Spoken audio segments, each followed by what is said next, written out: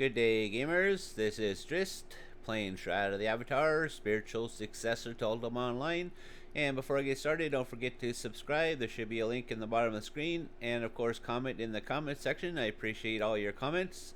And of course, if you like what you're seeing, give me that thumbs up. I really appreciate it. So, today, I'm going to give you a rundown of my deck. Or not just my deck, my Shroud of the Avatar build as a whole. All the skills I've chosen to pick in order to develop my character, and what's a good build without a spreadsheet. Good old Eve players remember spreadsheets, so I thought I would introduce those into Shroud. So here we go. I made a spreadsheet and I've listed all the skills that I'm training in the various trees, and I have, of course, the ones that I have Grandmasters are going to be green, and I have 4 up here. And then, of course, I have my next one. I'm going to be, this is my current focus, the one I'm training on right now. Then after that one's done, this will be the next one, and then after that one's done, this will be the next one. So obviously, Shield Device is what I'm being focused on right now. Then we will go to True Blooded, and then we'll go to Evasion. So that's kind of my approach. This allows me to monitor and really fine-tune and hone my training, so I know exactly where I'm at and what I need to do to get there. So I'm going to let you take a gander at this real quick. Obviously, we have range as our archery, and then of course I found a few under the moon tree, and tactics and focus, of course, subterfuge, light armor, of course, and then I found something beneficial under the fire tree, and then life, earth, sun, and water and air. So that's basically my build. And so we're going to go over that in game, and yeah, I can tell you why I did what I did. So first off, of course, I'm an archer, and that's unarranged, and that's my damage. That's how I do my damage. And I'm a big range person. I've always liked range in whatever games I'm playing. I hate being up close and personal. So I like the archer. I wish there was other types of range in this game besides magic users. Magic users, they're okay. I don't know. I like archery. And so obviously my main focus of skills is rapid fire. It's a good hitting ability, which I have grandmastered. And then of course I grandmastered aim shot, which is a hard hitting ability as well. Those are my 2 main ones I have on my deck right now. But then another one I'm going to grandmaster here pretty soon is called Blinding Shot. And what it does is that actually reduces the target's dexterity for a period of time. Which means, what is dexterity, you ask? Dexterity determines a character's chance to dodge, chance to hit, chance to land a critical hit with a physical attack. So basically, by reducing their dexterity, I'm reducing their chance to dodge, their chance to hit, and their chance to land a critical hit with a physical attack. So that's why blinding shots is something I would use like on a boss, like a dragon or something. I kill stuff too quickly that are not boss status, so to really find it beneficial. But for like those longer fights, that's where I think that would come in handy. And of course, these are the innate skills. Range combat is a big one. I've grandmastered that. That increases my damage. And then, of course, draw strength is another big one I've grandmastered. That also increases the weapon's damage. And then, of course, these help to boost your effectiveness as an archer. How much ammo scavenger you can recover ammo. Eagle eye, more accurate with your shots. And then, of course, range means you can hit out at a longer range. So that's the ranged tree, and that's what I've focused on. And then, let's see, we'll go on to the moon tree. I found a couple beneficial ones under the moon tree. Fireflies is actually a good one. It's locked on my deck, and it basically reduces the target's critical hit reduction for 1 minute. So basically, it reduces whatever I'm fighting, their ability to hit me with a critical hit. And that's always a plus. Better survivability. And I also did moon worship here. And moon worship increases dexterity. And for me, what that means is my dexterity increases my chance to dodge, my chance to hit, and my chance to land a critical hit with a physical attack. So that's what that moon worship does. But that only applies at night, so it's not always active. But hey, if it's dark out and I'm finding something big, then that would be a little extra to help me win there. And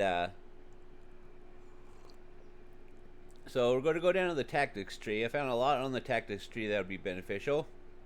Obviously, these are the two big ones: armor preservation and weapon preservation. It saves you money in the long run. The less you have to repair, the longer your armor lasts you, the less you have to spend, and the better off you are. So I have those two. I don't have them that high, 50s, 51, but in time I'll get those up higher. And of course, this is big. This is a big one on my deck, and I have this locked, and this is one of my defensive abilities. And since my whole build is centered around damage avoidance as my defense, fortified defenses actually increases my damage avoidance for a period of time. So I keep this locked on my deck, and I'll activate it, and then when the buff wears off, or the debuff, or whatever it's called, it's a buff, I reactivate it again. So that's that, and I have it to 55, but that's obviously one of those that I have to train up higher. And then let's see. And then of course we have your health, which increases my health pool, which, yeah, health is cool, but I think your ability to avoid hits and stuff is more important. But I have this to 70. And then of course trained strength actually increases my strength, and that's another attribute we have up here. Strength actually determines the character's maximum health, carry capacity, physical damage, resistance to immobilizing effects, and chance to parry or block an attack. So that's that. That's why I'm training strength. And then of course we have heavy lifter, which of course increases my how much I can carry, which means more time out in the field, less time having to come back and unload. So that's that under the tactics tree for me. And then if we're going down the focus tree, of course everything is all about focus. Everything is about focus. So if you have no focus, you can't do pretty much anything in this game as far as attacking and combat goes, whether it's magic or bows or swords or whatever. So the first one is Heightened Awareness, and that increases my focus pool. I only have it at 56, but in time I'll build that up. I'm feeling the need to have a bigger focus pool. So that's only at 56. And then of course intelligence, even though I'm an archer and I have a couple magic abilities I've thrown onto my deck, so intelligence determines the character's maximum focus, magic damage, and chance to land a critical hit with a magic attack. So even though I'm archery, I'm still working on building that focus pool, because I might want to cross train into a magic school or something. And then let's see, Heightened Awareness, intelligence, follow through. I did this up to 82 when I initially played as a magic user, and this actually decreases the chance of your spells fizzling. So if you're wearing like chain armor or something like that, chain armor has a fizzle rate on each piece of the armor. So this will reduce that rate, or the overall rate that you have, so you can actually get your spells off. And even though I'm an archer right now, I would like to cross train into other areas, and I already have this 82, so I'm not training this actively right now, but in time that'll actually be beneficial when I start using magic and stuff again. So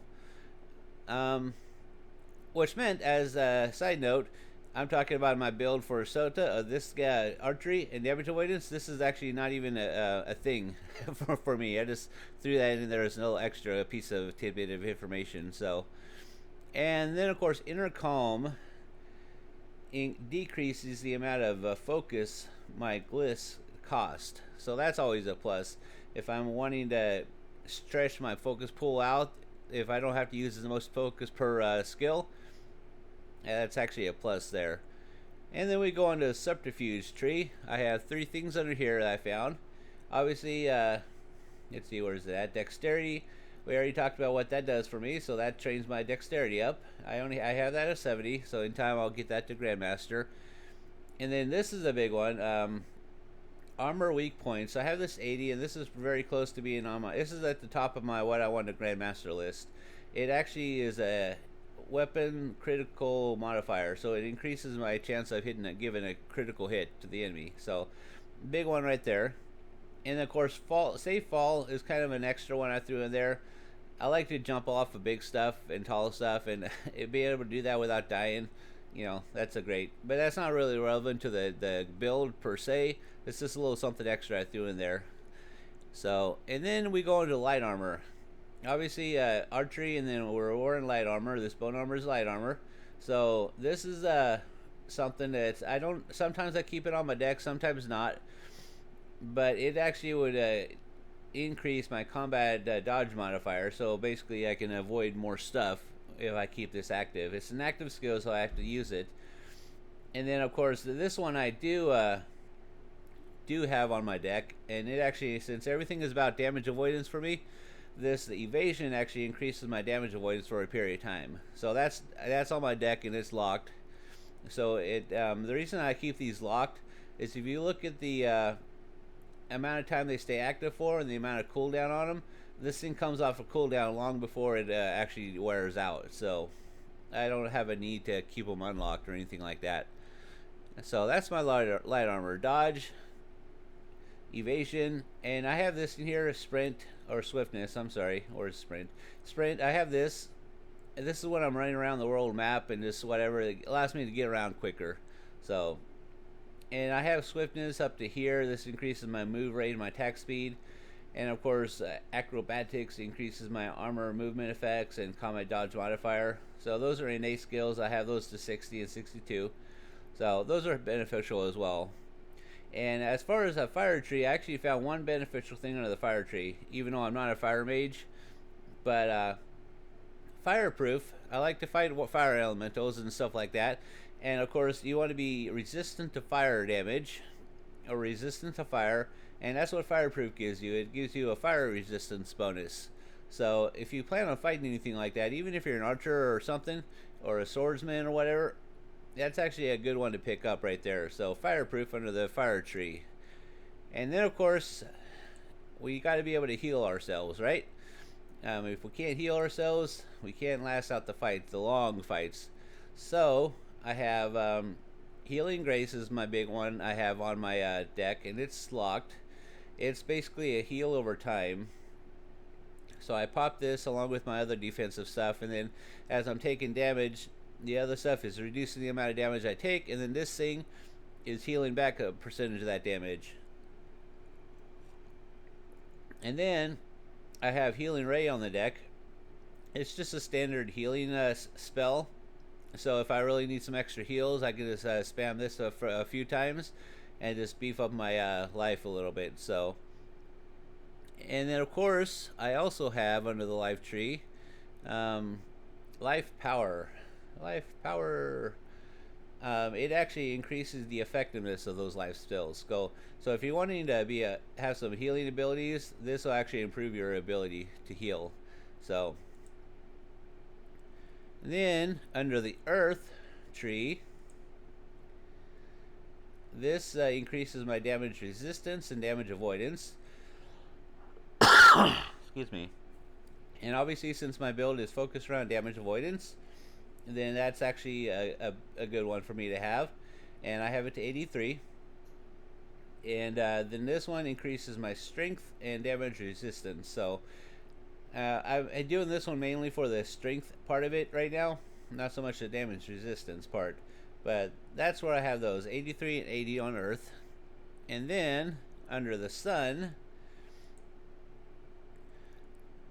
I have Blind is one of my ones I have on my deck and locked, and it actually reduces the target's damage avoidance for 10 seconds and reduces their dexterity for 10 seconds as well. So obviously their damage avoidance means I can hit them more effectively, and reducing their dexterity means they hit me less effectively, so I can survive longer. So that's one on there. And then I have SunWorship, which increases my strength during the daytime hours. So obviously I've already explained what strength does for me, and that's where that's at. That's only during the daytime hours, but during the daytime I have more strength, and during the nighttime I have more dexterity. So I like the way that works out. And of course I have Sun Eater, which increases the daylight hours, so this will actually stay up longer thanks to that. And I have Enlightenment. Enlightenment is a buff, and I have a buff deck, and this is one of my buffs that's on the buff deck, so it increases my intelligence for a period of time. And that's it for the sun tree. And then we go into the water tree, and we have our standard summon elemental, which I have him to 96. Actually, I'm very close to getting to 97 here. That's him right there, and we're almost to 97, almost. So I have that, and then of course I have Douse. Douse is the one if you go to fight like elementals or dragons or something. This will reduce it will increase your fire resistance. So that's a big one for me, and I have it kind of low on the level. I need to beef this up a little bit, but that's there. Definitely working on that one because I want to fight the dragon and stuff. And I also have Shield of Ice right here. So obviously my build is about damage avoidance for defense, and this will actually increase my damage avoidance. And so I have that there, and then this other one I added. And if I understand this correctly, and comment in the comment section if I have this wrong, but if I read this, it says it increases water resistance, which adds to the player's water attunement, but only for the purpose of defense. So if I read that correctly, it will increase my water attunement, and when you increase your attunement, you increase the effectiveness of the skills.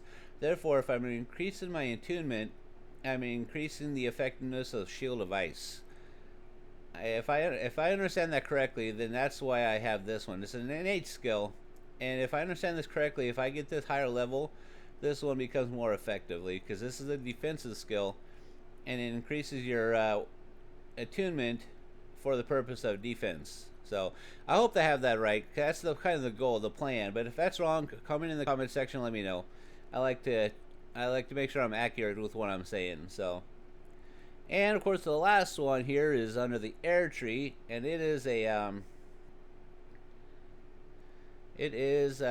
buff as well on my buff deck, and it's increases my dexterity for a period of time. And I have this to 71. And I actually have another, I just realized I have another skill that's not on my tree, but I've been honing, and I can't remember what it is. So let's go into my deck here and go into that.